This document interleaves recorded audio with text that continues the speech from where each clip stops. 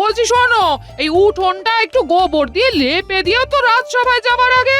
আর কদিন বাদেই তো জামাই ষষ্ঠী গো, উঠোন তো নিকোতেই হবে। আমি এখন রাজসভায় যাব, তার আগে নাকি আমায় উঠোন নিকতে হবে? কেন? তুমি মিনু বাড়িতে বসে কি করবে কি? কেন গো, এতদিন পরে মিনু এলো, ওকে নিয়ে আমি পুঁটির মার বাড়ি গল্প করতে যাব। গল্প করতে যাওয়াটা তোমাদের কাজ? কেন, রাজসভায় ভাড়ামো করতে যাওয়াটা যদি তোমার কাজ হয়, আমাদের গল্প করাটাও কাজ হবে না কেন? ওই গো, তোমার হলো? চলো চলো, তাড়াতাড়ি চলো, বেরোতে হবে তো। হ্যাঁ হ্যাঁ, হলো হলো, আর একটু দাঁড়াও, আসছি বাবা আসছি। তোমার সেই প্রতিবারের মতো এক কাণ্ড। এত দেরি করো না তুমি, এখন না বেরোলে ঠিক সময় পৌঁছতে পারবো? চলো আমি তৈরি, এইবার প্রায় এক সপ্তাহ আগেই শ্বশুর বাড়ি যাবো, কি বলো? হ্যাঁ চলো চলো, কতদিন পর বাপের বাড়ি যাচ্ছি বলো তো, আমার তো আর তর সইছে না।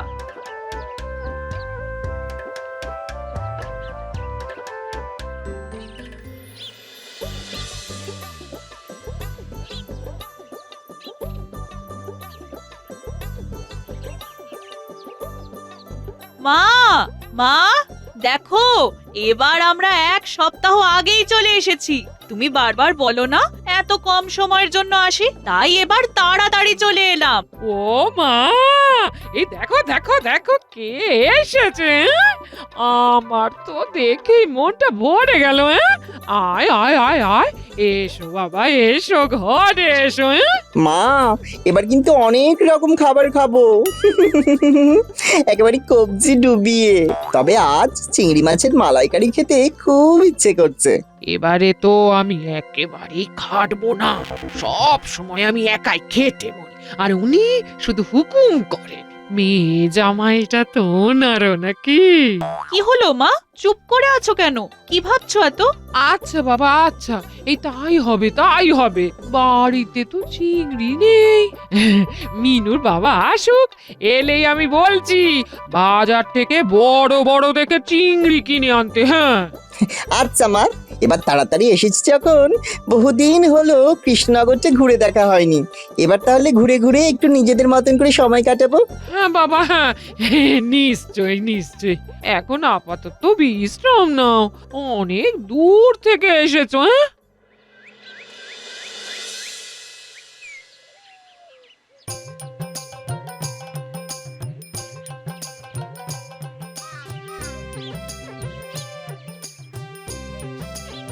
কি এইসব? কি এই এত ফর্দ কিসের? তোমার মেয়ে আর জামাই এবছর একটু তাড়াতাড়ি চলে এসেছে। হ্যাঁ, জামাই আবদার করেছে চিংড়ির মালাইকারি খাবে, তাই ঝটপট বাজার থেকে এই জিনিসগুলো একটু এনে দাও দেখি। হ্যাঁ উফ, ভাল লাগে না যত সব। এইমাত্র বাড়ি ফিরলাম, আবার এক্ষুনি যেতে হচ্ছে। কে যে ওদের এত তাড়াতাড়ি আসতে বলেছিল কে জানে। আর হ্যাঁ, তোমাকে না আসল কথাটাই বলা হয়নি। হ্যাঁ, মালাইকারিটা কিন্তু তোমায় করতে হবে, এটা মনে রেখো। আমায় করতে হবে মানে? তার মানে তুমি বলছো আমি সারাদিন রাজবাড়ি থেকে খেটে এসে আবার চিংড়ি মাছের মালাইকারি রাঁধবো? মানে এটাই যে প্রতিবার মেয়ে জামাই এলে আমাকে হাড় মাস কালি করে খেটে যেতে হয়, আর তুমি পায়ের ওপর পা তুলে হুকুম করো। জামাইটা তুমি না বাবা জীবন সেটা বোঝা যায় না। এইবার তা হবে না, বুঝেছো? তুমি যে রান্না করতে পারো না তা তো নয়, বিয়ের প্রথম প্রথম আমাকে তো বেশ রান্না করে খাওয়াতে। এখন পুরনো হয়ে গেছি বলে একদিনও আমাকে রেহাই দিতে নেই। এ তো মহা মুশকিলে পড়া গেল দেখছি। সারাদিন এত খেটে খুটে এসে আবার জামাইয়ের জন্য রাতে খাটতে বসতে হবে। উফ, সংসার তো নয়, যন্ত্রণা যন্ত্রণা। যন্ত্রণা কিছু না, এবার থেকে তোমাকেই এই কটা দিন রান্না করে খাওয়াতে হবে। হ্যাঁ, আমি অনেক হেসেল ঠেলেছি বাবা। ওহ,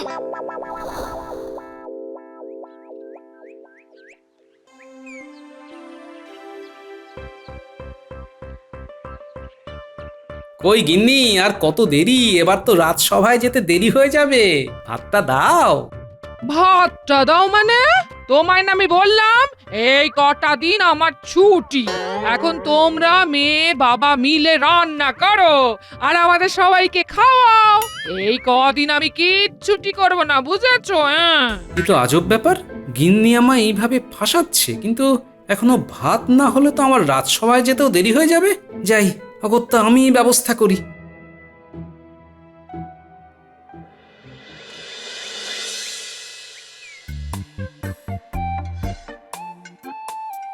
বাবা, আপনি রান্না করছেন? তাহলে আজ কিন্তু আপনার হাতের শুক্তো খাবো। অনেকদিন খাইনি, ভেবেছিলাম মায়ের হাতে খাবো। তা আপনি যখন রান্না করছেন, আপনি না হয় করে খাওয়ান। হ্যাঁ, তা আবার খাওয়াবো না? ঘাড়ের উপর এসে বসেছে বেটা জামাই। হ্যাঁ বাবা, তুমি যখন রান্না করছো তখন আমার জন্য একটু আলাদা করে লাউ চিংড়ি রেঁধো তো। আমাকে কি এরা শান্তিতে বাঁচতে দেবে না? লোকের মেয়ে জামাই এলে কত আনন্দ পায়, আর আমার হঠাৎ করে কে এভাবে হাত গুটিয়ে নেয়? একটু তো কাজে সাহায্য করতে পারে।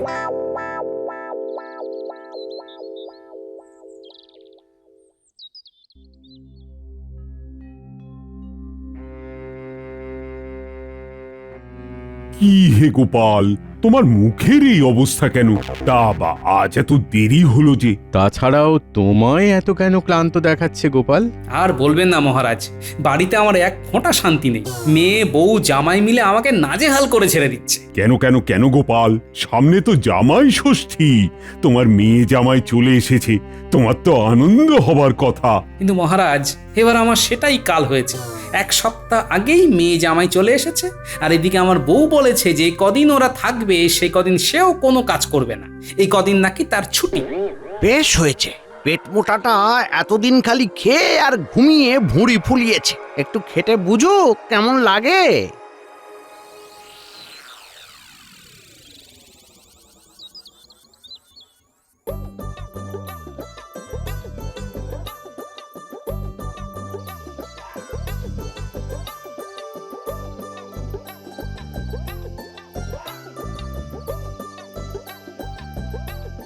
কই গিন্নি, খেতে দাও, বড্ড খিদে পেয়ে গেছে। আজ এত খাটাখাটনি গেছে।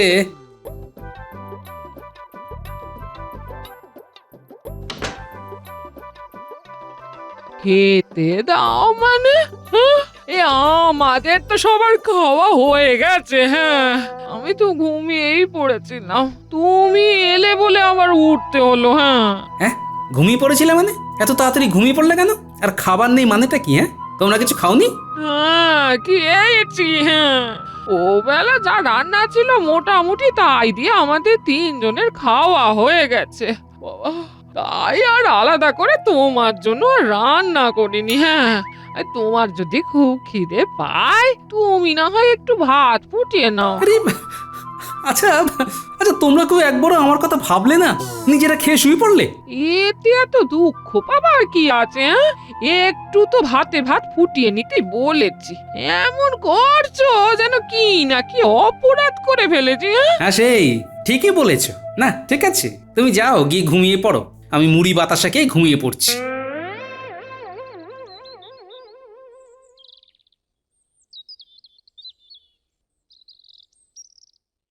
বাবা, আমার না অনেক দিন থেকে আমের আচার খেতে ইচ্ছে করছে। কেন, তোর মাকে বল না, বাড়িতেই তো আমের আচার আছে। না না, যে আচার ছিল না সেটা তো 3 দিন আগেই শেষ হয়ে গেছে। হ্যাঁ, ও আচ্ছা, ঠিক আছে। তাহলে একটা কাজ করো না বাবা, আমাদের আম গাছ থেকে বরং আম পেড়ে আমায় আচার বানিয়ে খাওয়াও। আরে, আমি এখন আচার বানিয়ে খাওয়াবো? আমার কি আর কোনো কাজ নেই? পারবে না কেন? নিজের মেয়ে একটু আবদার করে আচার খেতে চাইছে, সেটা তুমি দিতে পারবে না?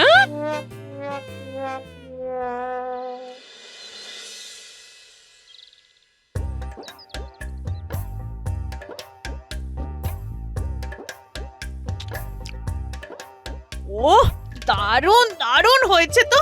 এবার থেকে এখানে এলে তোমার হাতেই আচার খাবো। আরো এক বয়াম আমার জন্য আচার করে রেখো তো, যাবার সময় নিয়ে যাব। আর বলছি শোনো, এই উঠোনটা একটু গোবর দিয়ে লেপে দিও তো রাজসভায় যাবার আগে। আর কদিন বাদেই তো জামাই ষষ্ঠী গো, উঠোন তো নিকোতেই হবে। হ্যাঁ, আমি এখন রাজসভায় যাব, তার আগে নাকি আমায় উঠোন নিকতে হবে? কেন? তুমি মিনু বাড়িতে বসে কি করবে কি? হ্যাঁ, কেন গো, এতদিন পরে মিনু এলো, ওকে নিয়ে আমি পুঁটির মার বাড়ি গল্প করতে যাব। গল্প করতে যাওয়াটা তোমাদের কাজ? কেন রাজসভায় ভাড়ামো করতে যাওয়াটা যদি তোমার কাজ হয়, আমাদের গল্প করাটাও কাজ হবে না কেন? হ্যাঁ, তুমি তুমি এত বড় কথাটা আমায় বলতে পারলে গিন্নি? সেই ভাড়ামো করেই না আমাদের সংসার চলে, বুঝলে? হ্যাঁ, সারাটা জীবন তো শুধু ওই করে আর খেয়ে ঘুমিয়ে কেটে গেল। তাই এবার একটু সংসারের কাজকর্ম করো গো। এ তো দারুণ ব্যাপার। এরকম শ্বশুরবাড়ি কজনের ভাগ্যে জোটে? যা চাইছি তাই পেয়ে যাচ্ছি, তা আবার শ্বশুরমশাই নিজের হাতে রান্না করে খাওয়াচ্ছেন।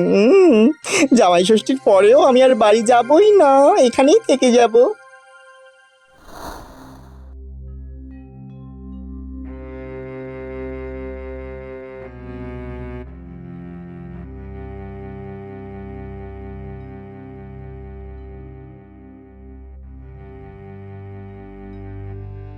দাদু, তোমার এত কষ্ট কিসের গো? কি হয়েছে তোমার? মুখটা মুখটা কেমন যেন দেখে মন মরা লাগছে কেন গো? কি আর বলবো রে, বাড়িতে মেয়ে জামাই এসেছে। মেয়ে, বউ, মেয়ে জামাই তিনজনে মিলে আমাকে জ্বালিয়ে মারছে। এ বাবা, দাদু তোমার নিজের বাড়ির লোকজন এরকম করছে? তুমি মানুষের এত উপকার করো, কত ভালো মানুষ তুমি। নিজের লোকের জন্যই তো সঞ্চয় করছো, তারাই এরকম করছে। তুই তো ঠিকই বলেছিস, আমি তো সঞ্চয় করছি বাড়ির লোকের জন্যই, কিন্তু কোথায় যে কি সঞ্চয় করছি তা তো আমার বাড়ির লোক জানে না। এইবার তবে মজা দেখাচ্ছি।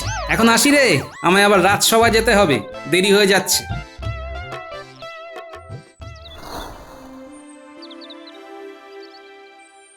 কি হে গোপাল, এখন তোমার বাড়ির অবস্থা কি? এখনো কি সেই একই অবস্থা চলছে নাকি? তা মুক্তির উপায় কিছু পেলে? উপায় একটা পেয়েছি মহারাজ, তবে আপনার একটু সাহায্য লাগবে। হ্যাঁ হ্যাঁ, নিশ্চয়ই। কি সাহায্য লাগবে বলো? আমার একজন পেয়াদাকে একটু লাগবে মহারাজ। তাকে ঠিক যেমনটি বলবো, আমার বাড়িতে গিয়ে আমার অবর্তমানে তাকে তেমনটি বলে আসতে হবে। আর এমন কি গোপাল, সেনাপতি যাও তো, গোপালের কাছে একজন পেয়াদাকে নিয়ে যাও। গোপাল যেমনটা বলছে সেই পেয়াদাকে ঠিক তেমনটাই করতে বলো। আচ্ছা মহারাজ, চলো চলো গোপাল। যা বললাম ঠিক ঠিক বুঝতে পেরেছো তো? আগে পেরেছি, ঠিক মতো করে বলতে পারবে তো? খুব পারবো। বাহ, খুব ভালো। তাহলে এখন বাড়ি ফিরে যাও, আমি কিছুক্ষণ এই গাছতলাতেই বিশ্রাম নিই। খেটে খেটে গা গতরে সব ব্যথা ধরে গেছে। কাল সকালে আমি রাজসভায় আসার পর আমার বাড়ি গিয়ে যেমনটা বললাম ঠিক তেমনটা করে বিকেলে এসে আবার এইখানে আমার সঙ্গে দেখা করবে, বুঝেছো? যে আগে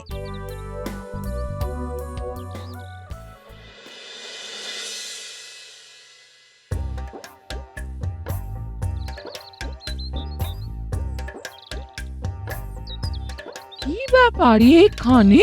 হ্যাঁ, আগে মহারাজা আমাকে পাঠিয়েছেন গোপাল ওর সঞ্চিত 1000 সোনার মোহরের জন্য কার নাম গোপাল মনোনয়ন করেছেন তা জানতে। আমি সেই খবরই নিতে এসেছি। তিনি তো ঘরে নেই, কিন্তু কি বললে? 1000 সোনার মোহর না কি জানো? বলি ব্যাপারটা কি একটু খুলে বলতে পারো? হ্যাঁ, আগে 1 বছর আগে গোপাল ওর জমানো 900 মোহর কোথায় আমানত করবে ঠিক করতে পারছিল না। তখন মহারাজ বলেছিলেন যে সেই সোনার মোহর তার কাছে বীমা করতে, এবং 1 বছর পর তিনি সুদ হিসাবে তাতে আরো 100 মোহর যোগ করবেন। ওরে বাবা, তার মানে তো 1000 মোহর। হ্যাঁ, কিন্তু এই বীমার শর্ত ছিল একটাই, এই 1000 মোহর গোপাল নিজে নিতে পারবে না, তাকে তার পরিবারের কোনো একজনকে মনোনীত করতে হবে, যার হাতে মহারাজ এই সম্পূর্ণ 1000 সোনার মোহর তুলে দেবেন।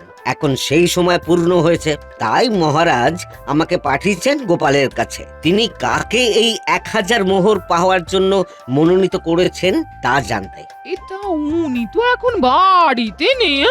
বাড়িতে এলে না হয় জানাবো আপনি এসেছিলেন। তারপর মহারাজের কাছে গিয়ে তিনি কাউকে মনোনীত করেছেন তা জানিয়ে আসতে বলবো। হ্যাঁ, আচ্ছা, এলে জানিয়ে দেবেন। এ বাবা, 1000 সোনার মোহর! হ্যাঁ, পরিবারের কেউ একটা পাবে বললো, আর আমরা 3 জন ছাড়া তো পরিবারে আর কেউ নেই। তার মানে আমাদের 3 জনের মধ্যেই একজন কেউ পাবে, যে শ্বশুরমশাইয়ের সবচেয়ে প্রিয় পাত্র হবে।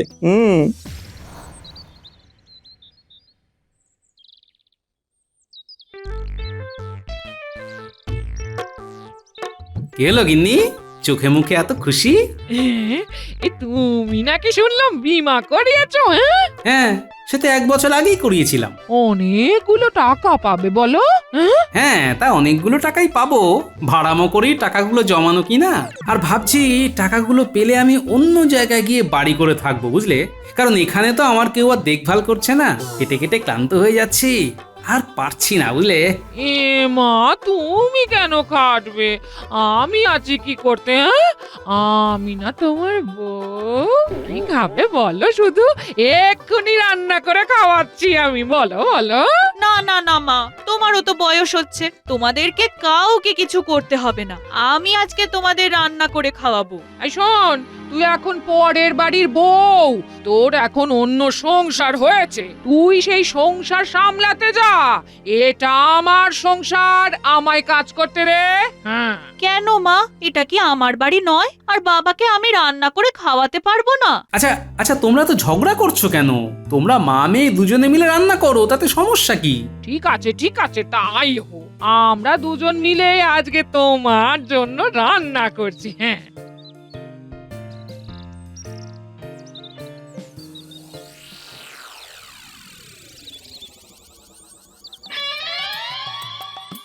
কি ফন্দিটাই না এটেছি। এতদিনের এত কষ্টের একটু উপশম হলো বাবা, জমিয়ে খাই।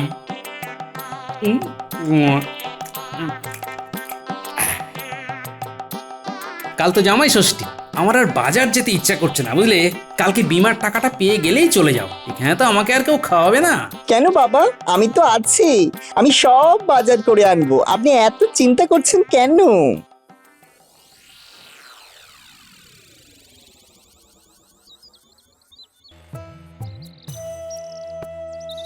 আজ জামাই ষষ্ঠী আর আমাকেই খেটে খেটে মরতে হচ্ছে, বাজার করছি, টাকা খরচ করছি, আমার কোনো গুরুত্বই নেই। ধুর।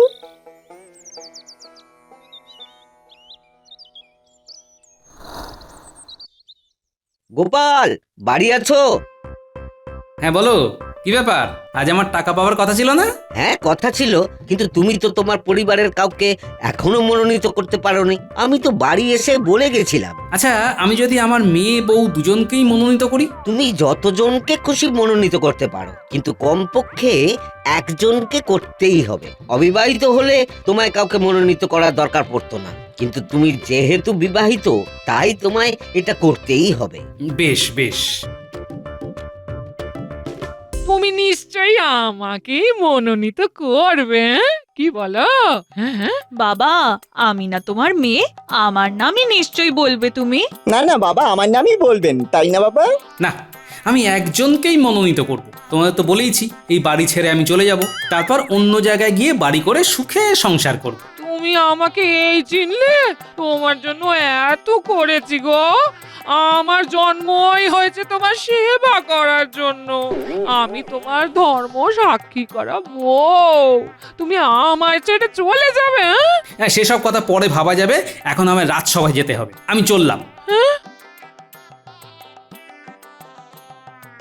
বুঝলি মিনু, টাকার 50 ভাগ আমি নেব, আর তুই আর জামাই দুজনে 25 করে নিবি, কেমন? হ্যাঁ, ঠিক আছে।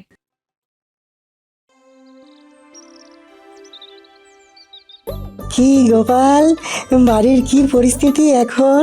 মহারাজের সাহায্য পেয়ে আমার যে কি উপকার হয়েছে না, আপনাকে কি বোঝাবো। কেন, কি ব্যাপার?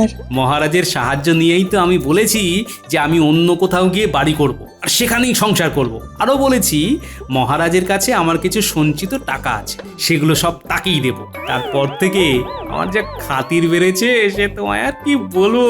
তা কি কি খেলে গোপাল? আরে চব্য চস্য লেজ্জ পেয়, কোনোটাই বাদ নেই, বুঝলে? মোটাটা প্রতিবার নিজের বুদ্ধির জোরে সব জায়গা থেকে পার পেয়ে যায়, ভালো লাগে না আর।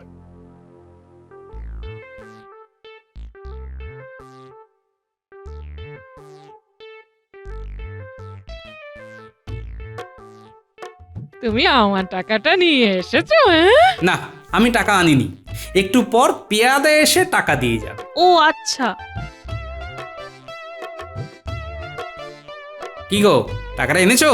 না না, আসলে একটু গন্ডগোল হয়েছে গোপাল। তোমার পাওনা টাকাটা তুমি 1 বছর পরে পাবে। আমাদের সময়ের হিসাবে একটু গন্ডগোল হয়ে গেছে। তুমি 1 বছর পরে ঠিক সময়ে টাকাটা পেয়ে যাবে, আর তার সাথে আরো অনেক বেশি সুদও পাবে। ও আচ্ছা, ঠিক আছে, আমাদের কোনো তাড়া নেই।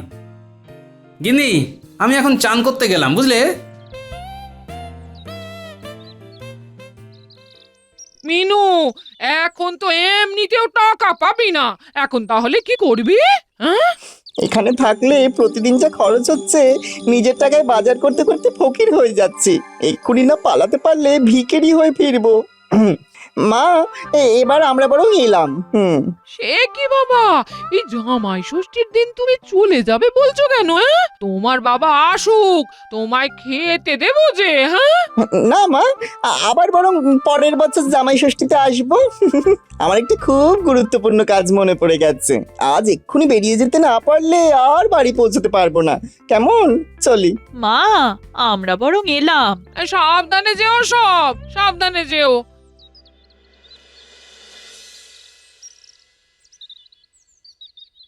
কই গিন্নি, মেয়ে জামাই কোথায়? মেয়ে জামাইয়ের একটু তাড়া ছিল বুঝলে, তাই ওরা হন্তদন্ত হয়ে বেরিয়ে গেল। হ্যাঁ ও আচ্ছা, তা আজকে কি রাজসভায় যাওয়ার আগে খাবার পাবো নাকি? হ্যাঁ, এখন 1 বছরের জন্য তো তোমাকে খাওয়াতেই হবে। কেন খাওয়াবো না? এই তো খেতে বসো, খেতে বসো, তোমায় খেতে দিচ্ছি। হ্যাঁ, এই নাও ভাই, 2টো মোহর। তুমি আমার যে উপকার করলে, তুমি না থাকলে জামাই বিদায়ও হতো না, আর গিন্নিও আমাকে খাটিয়ে খাটিয়ে মান। তোমার জন্যই এই যাত্রায় রক্ষা পেয়েছি, বুঝলে? তুমি এত বড় একটা কাজ করতে পারলে? তোমায় এত খাতির যত্ন করলাম, আর তুমি আমাদের এইভাবে ঠকালে? তোমার তো এটাই দায়িত্ব, আমার সেবা করা। তা না করে যদি তুমি এরকম ভাবে আমায় অত্যাচার করো, তাহলে তো আমায় বুদ্ধির আশ্রয় নিতেই হয় গিন্নি। বেশ, ঠিক আছে, ঠিক আছে, তুমি থাকো তোমার সংসার নিয়ে, আমি আজই বাপের বাড়ি চলে যাচ্ছি। ঠিক আছে, যাও, আমিও তাহলে অন্য আরেকজনকে বিয়ে করে ফেলবো। করাচ্ছি তোমার সংসার, করাচ্ছি। আমি কোথাও যাব না, এখানে থেকে তোমার হাড় মাস জ্বলিয়ে খাবো। হে হে, তা তো আমি জানি গিন্নি। যতই তুমি আমার উপর রাগ করো না কেন, আমায় ছেড়ে তুমি আর কোথাও থাকতে পারবে না। এবার একটু হাসো, মুচকি করে, মিষ্টি হাসি।